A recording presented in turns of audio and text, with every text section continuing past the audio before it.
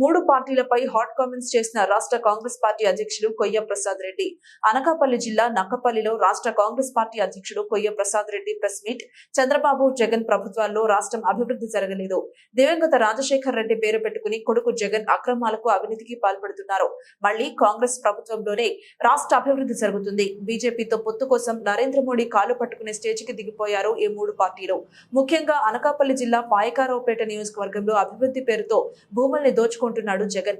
నియోజకవర్గంలో సమస్యల గురించి వదిలేసి వ్యక్తిగత విషయాలు విమర్శించుకుంటున్నారు. జగన్ అపాయింట్మెంట్ ఇవ్వకపోతే సజ్జల, విజయసాయిరెడ్డి మొదలగు నాయకులు చంద్రబాబుతో రాత్రులు పంతనాలు జరపలేదా?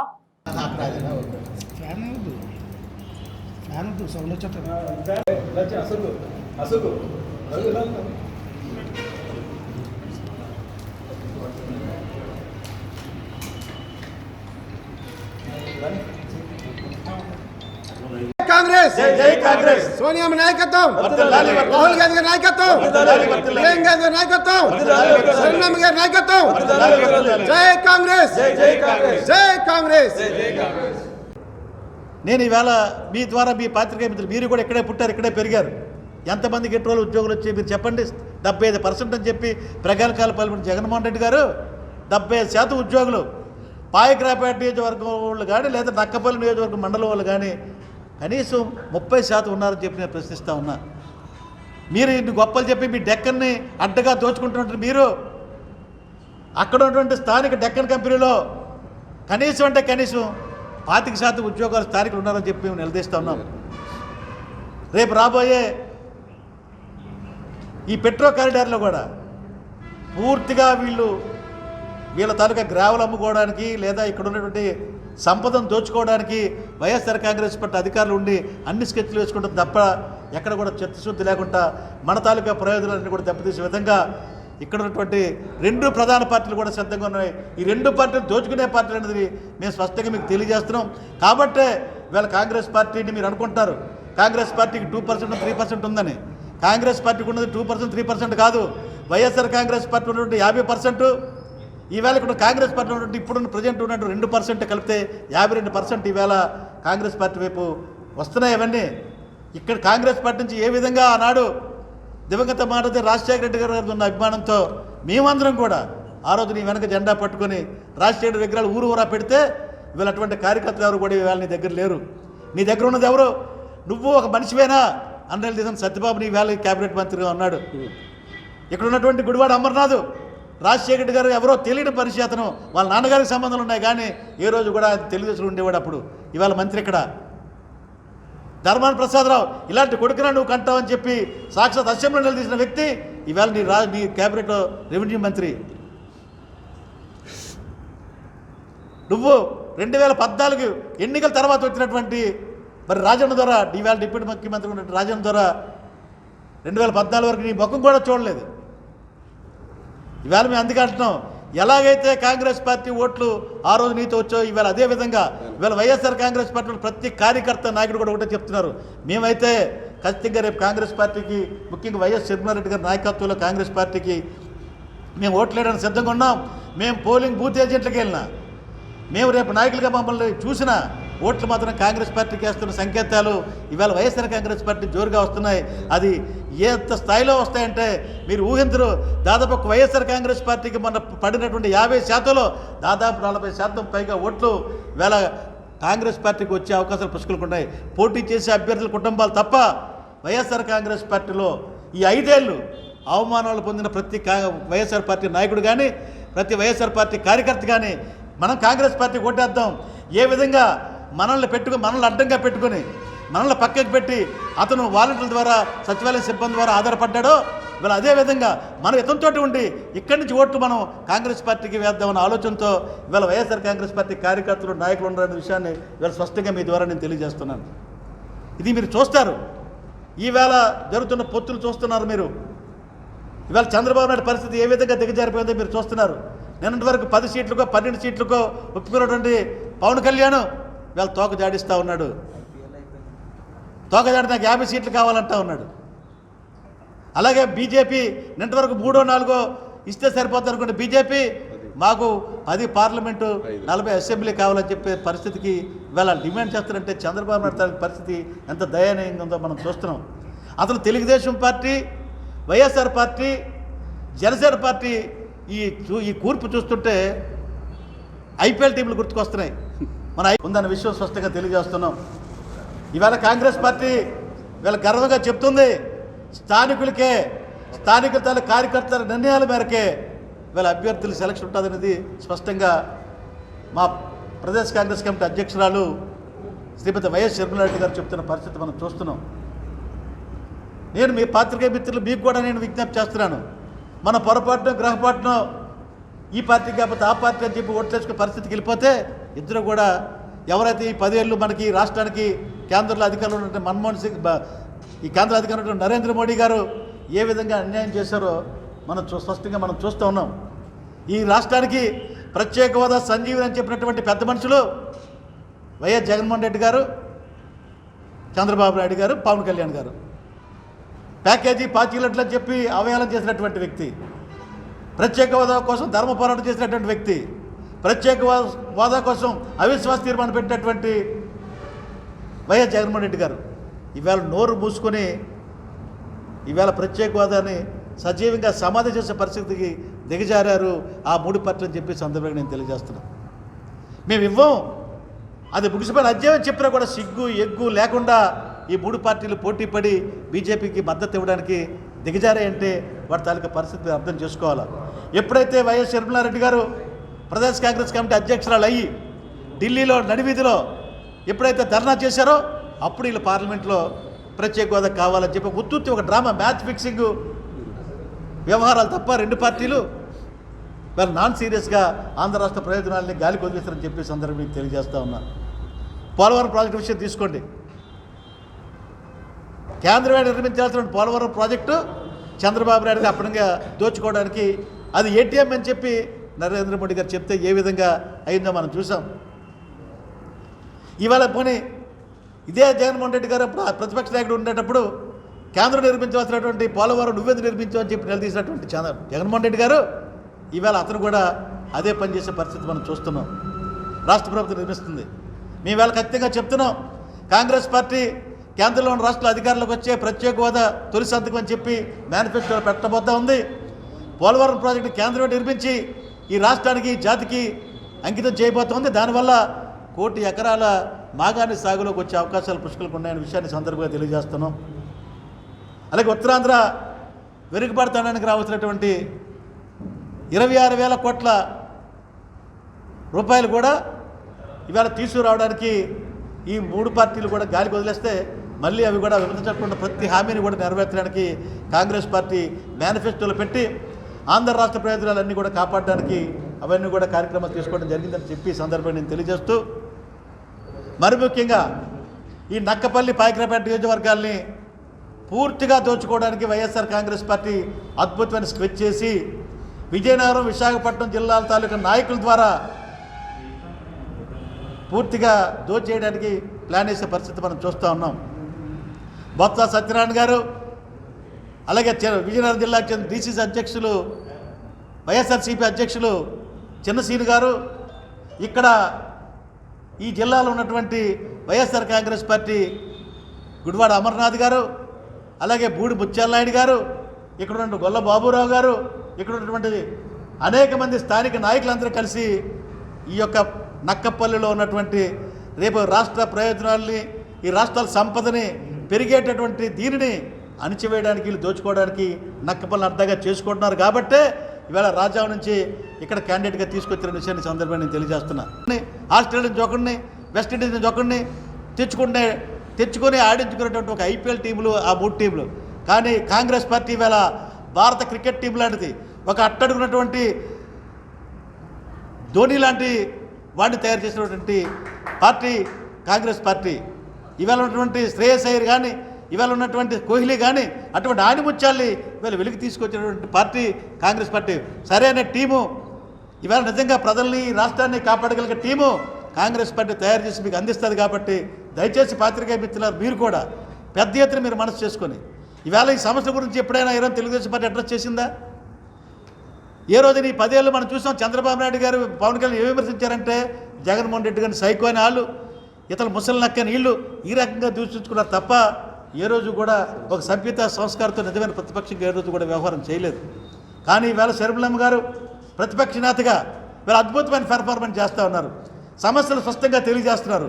వైఎస్ఆర్ కాంగ్రెస్ పార్టీ ఏం దోచుకుందో, వైఎస్ఆర్ కాంగ్రెస్ పార్టీ వస్తే ఏం నష్టమో ఏమి కష్టమో ఈ ప్రజలకి తెలియజేశారు. గతంలో చంద్రబాబు నాయుడు ఏం చేస్తారో కూడా వీళ్ళు తెలియజేస్తున్నారు.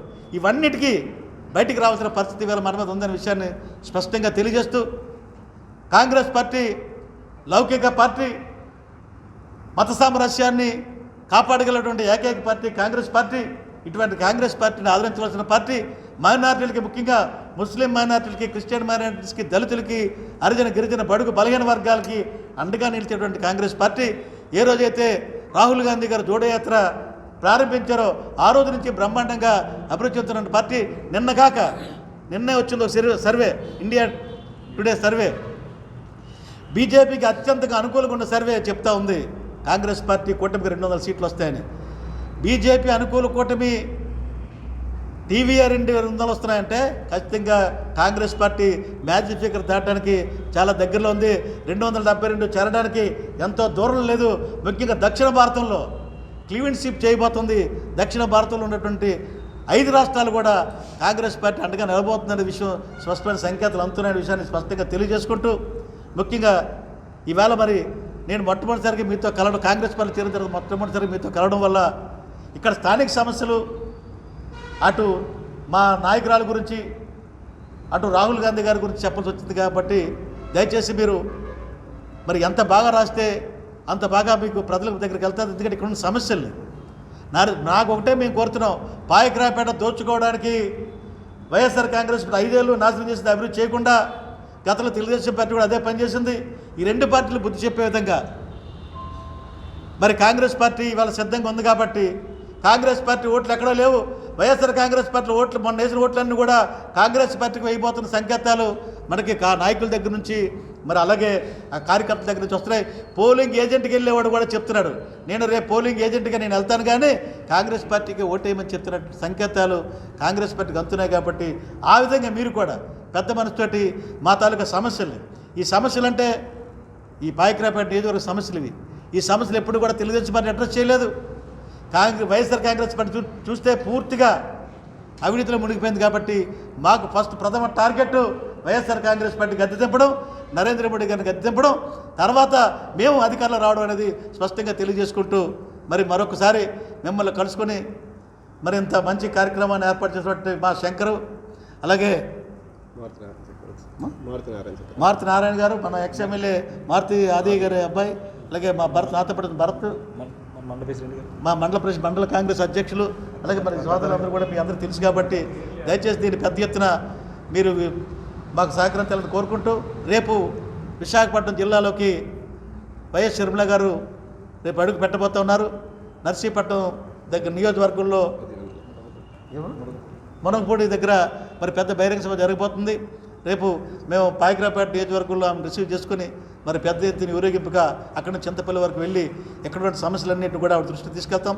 ఏవైతే పాయకరాపేట నియోజకవర్గంలో ఉన్న సమస్యల్ని, ఇక్కడ ఉన్నటువంటి 2 పార్టీలు దోచుకునే విధానాన్ని మరి ఆమె ద్వారా కూడా రేపు మాట్లాడించి ఖచ్చితంగా విశాఖపట్నం తాలూకా సార్వభౌమాధికారాన్ని, విశాఖపట్నం తాలూకా ప్రయోజనాల్ని, మరీ ముఖ్యం ఉత్తరాంధ్ర తాలూకా ప్రయోజనాల్ని, దోపిడీ గురి కాపాడుతున్నటువంటి వైఎస్ఆర్ కాంగ్రెస్ పార్టీ, తెలుగుదేశం పార్టీల నుంచి విముక్తి కల్పించడానికి కాంగ్రెస్ పార్టీ ఈ 100 రోజులు కూడా రాష్ట్ర ప్రజల తాలూకా ఆత్మగౌరవాన్ని కాపాడాలన్నా, రాష్ట్ర ప్రయోజనాలు కాపాడాలన్నా, లేదా ఈ రాష్ట్ర అభివృద్ధి సాధించాలన్నా, మళ్ళీ నాడు ఇందిరమ్మ పాలన చేసినటువంటి డాక్టర్ వైఎస్ రాజశేఖర పరిపాలన మళ్ళీ మనం చూడాలన్నా శ్రీమతి వైఎస్ షర్మిలారెడ్డి నాయకత్వంలో చూడగల నమ్మకం, విశ్వాసం ఇవాళ ప్రజల్లో పెరుగుతుంది. కాబట్టి ఇవాళ పెద్ద ఎత్తున కాంగ్రెస్ పార్టీ వైపు ఇవాళ అందరూ చూస్తున్న పరిస్థితి మనం చూస్తూ ఉన్నాం.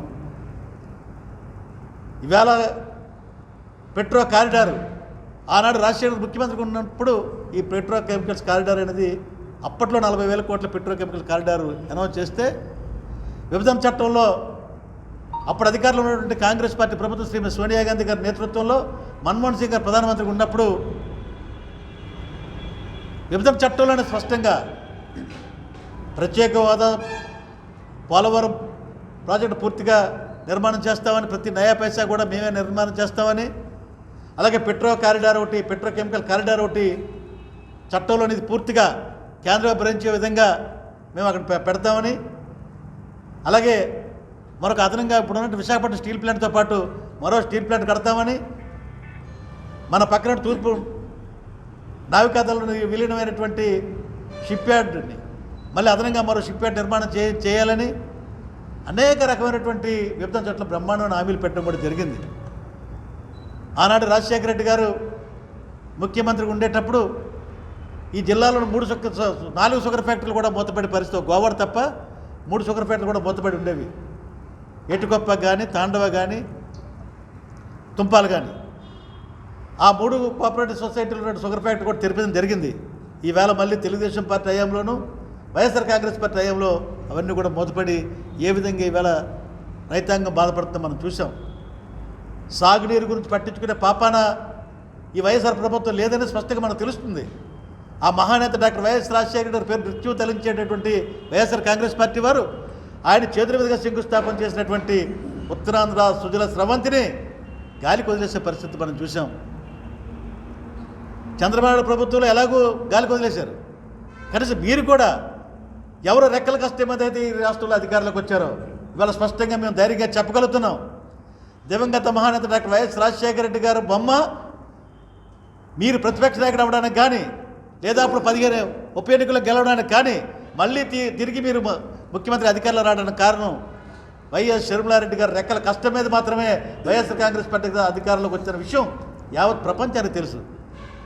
ఈవేళ మీరు చేస్తున్న పని ఏమిటి? ఈవేళ ఆమె మీద, ముఖ్యంగా ఒక డాక్టర్ వైఎస్ రాజశేఖర కుమార్తె మీద అవాకులు చవాకులు మాట్లాడడమే కాకుండా అడ్డగోలుగా సోషల్ మీడియానే వేదికగా పెట్టుకొని, మీకున్న మీడియాని అడ్డం పెట్టుకొని ఇవాళ చాలా దారుణంగా ఘోరాతి ఘోరంగా ఇవాళ మీరు ఆమె మీద దాడి చేస్తున్నారు. మీరు ఆకాశం మీద ఉమ్మేస్తున్నారు. జగన్మోహన్ రెడ్డి గారు మీరు చేసేటువంటి ఈ దౌర్భాగ్య పని ఇవాళ మహిళా సమాజం అంతా కూడా అసహించుకుంటుంది మిమ్మల్ని. ఏ మహిళా సాధికారత గురించి డాక్టర్ వైఎస్ రాజశేఖర రెడ్డి గారు ఈ రాష్ట్రంలో మహిళల తాలూకా స్వయం ఉపాధిగా వాళ్ళకి ఎదిగే విధంగా ఎంత తీర్చిదిద్దారో, అదే మహిళలకి నా అక్కలు నా చెల్లెమ్మన నువ్వు సొంత చెల్లెమ్మ మీద ఈ విధంగా దాడి చేస్తుంటే నువ్వు చూస్తూ ఆనందిస్తున్నావు. నీ తాలూకు సజ్జల రామకృష్ణారెడ్డి ఏం మాట్లాడుతున్నాడో అర్థం కావట్లేదు. రాత్రులు ఫుల్గా తాగొచ్చి మాట్లాడుతున్నారో, లేదా సభ్యత సంస్కారం మరిచి మాట్లాడుతున్నారో, ఆ దివంగత మహానేత డాక్టర్ వైఎస్ రాజశేఖర కుమార్తె మీద చంద్రబాబు నాయుడు గారు అద్దెమైకని అంటావా? మీరు అద్దెమైకులు. నేను ఇవాళ స్పష్టంగా చెప్తున్నాను, జగన్మోహన్ రెడ్డి గారి దగ్గర ఉండి చంద్రబాబు నాయుడుతో చేతులు కలిపి డీచిపోయిన సంస్కృతి సజ్జల రామకృష్ణారెడ్డిదని స్పష్టంగా మేము చెప్పగలం. నాకు ఇప్పటికీ అనుమానం ఉంది.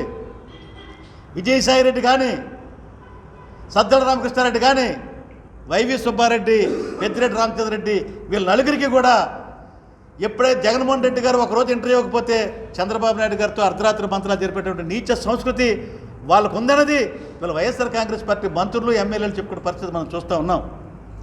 అలాంటి దిగజారుడు మాటలు మాట్లాడుతున్న సజ్జల రామకృష్ణారెడ్డి ఒక సభ్యతగా, ఒక మర్యాద, ఒక సంస్కారం అనేది ఇప్పటికైనా నేర్చుకోమని చెప్పి మీ ద్వారా వారికి నేను తెలియజేస్తున్నా. ఇంకొక విషయం, వైఎస్ఆర్ కాంగ్రెస్ పార్టీ ఎంత దారుణంగా ఉందంటే ఈ రాష్ట్రంలోనే అత్యంత వేగంగా శరవేగంగా ఎదిగేటటువంటి విశాఖ మహానగర జిల్లాలో, ఈ విశాఖపట్నం ఉమ్మడి జిల్లాలో విశాఖపట్నంలో పాయకరాపేట ఎమ్మెల్యేగా పోటీ చేయడానికి విశాఖపట్నం పుట్టిన వారు లేరనేది స్పష్టంగా వేళ వాళ్ళ తాలూకు వైఖరి కనబడుతూ ఉంది. ఎంత ఘోరంగా వాళ్ళ వైఖరి ఉందంటే అసలు పాయకరాపేట నియోజకవర్గంలో పుట్టిన ఎస్సీలు ఎవరు కూడా ఎమ్మెల్యే పోటీ చేయడానికి కూడా అర్హులు కారా జగన్మోహన్ రెడ్డి గారిని చెప్పి మేము అడుగుతా ఉన్నాం. మీరు ఎక్కడి నుంచో రాజ్యాంగం నుంచి అక్కడ తన్ని తగిలితే ఇక్కడ తీసుకొచ్చేటువంటి దిగజారుతనానికి నువ్వు తీసుకొచ్చి విశాఖపట్నాన్ని ఒక నాన్ లోకల్ జిల్లాగా తయారు చేసేటటువంటి ఈ ప్రయత్నాన్ని వీళ్ళ కాంగ్రెస్ పార్టీ తీవ్రంగా అడ్డుకోబోతుందనే విషయాన్ని సందర్భంగా నేను తెలియజేస్తున్నాం.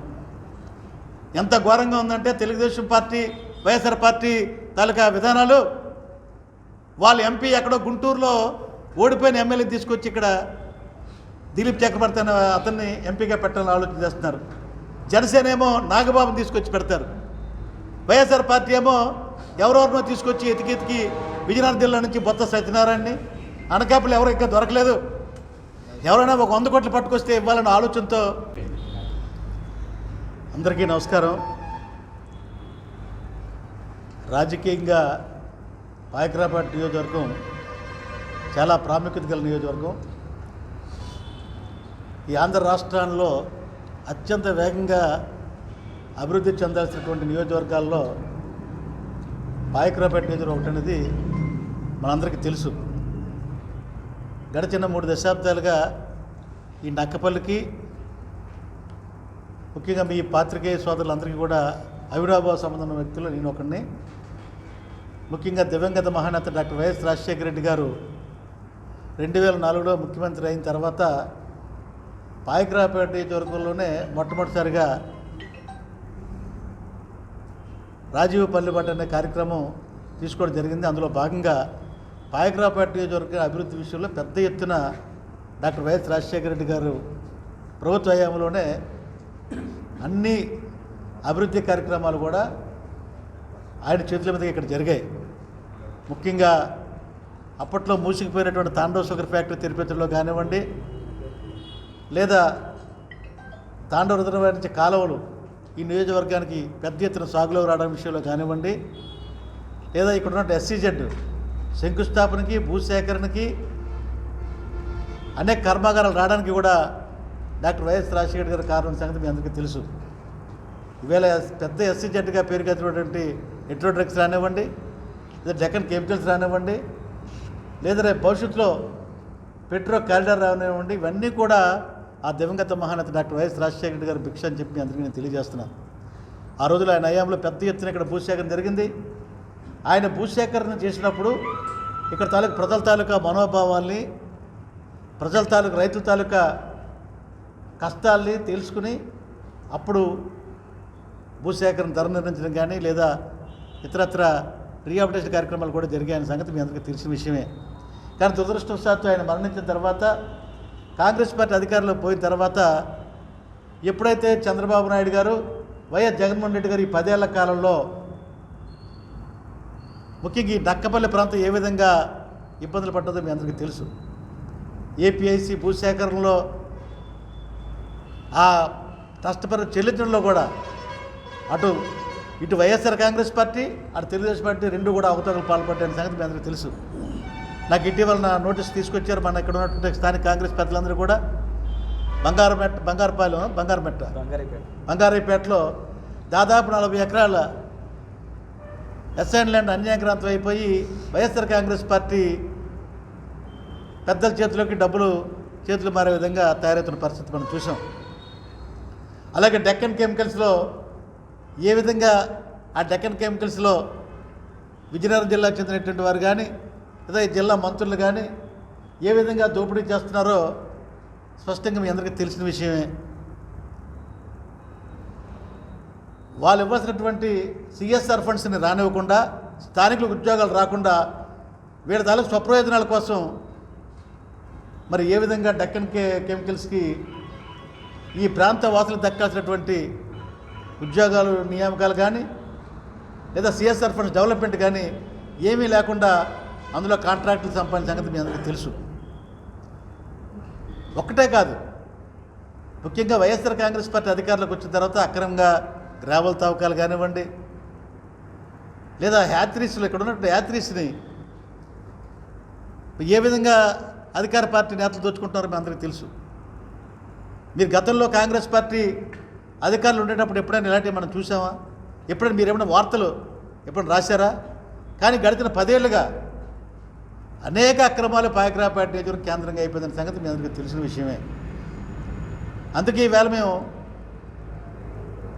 కాంగ్రెస్ పార్టీ అధ్యక్షురాలిగా దివంగత మహానేత డాక్టర్ వైఎస్ రాజశేఖర రెడ్డి గారి ముద్దుల తనయ